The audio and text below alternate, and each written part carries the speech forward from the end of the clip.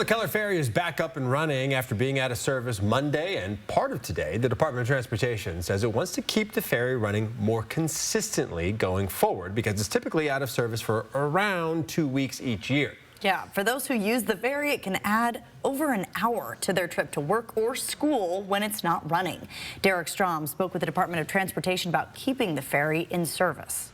Out about 14 days per year is what we have seen, which is honestly 14 days too many. The Keller Ferry was out of service earlier this week because of wear and tear on its camshaft, but the day and a half it was out of service can mean huge increases in travel times for people living in the area. The Keller Ferry is a critical connection between Lincoln and Ferry counties. There's school service that uses it. There is mail carriers that use it, recreationalists. People live and work in those areas, and they use it on a daily basis. The detour can take upwards of an hour if the ferry is out, and WSDOT says the wear and tear on the ferry has caused many different parts to need repairs.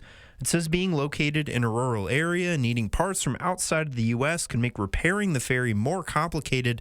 The department says it wants to change the way it maintains the ferry to keep it running more consistently. It's over 10 years old at this point, the vessel, so the preventative maintenance, we're hoping to keep on it more regularly, and that'll keep the vessel in service longer and have stronger reliability rating going forward.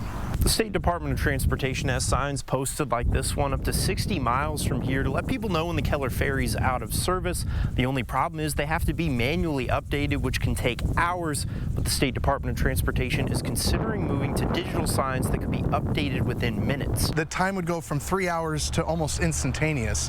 So of course there's going to be a little bit of lag time as they try to troubleshoot whatever's happening with the Keller Ferry, to then calling, to then writing the message and hitting send back to the electronic message boards to then have them display. But WSDOT is asking people to answer its survey about whether electronic signs would be better than the current ones.